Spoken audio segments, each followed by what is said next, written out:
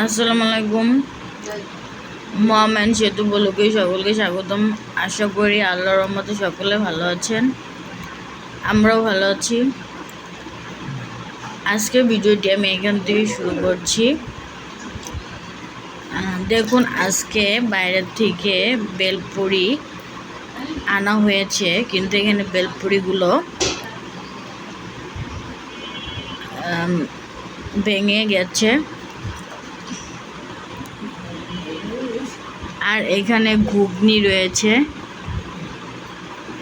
এই যে দেখুন, বেশ অনেকটা ঘুগনি দিয়েছে।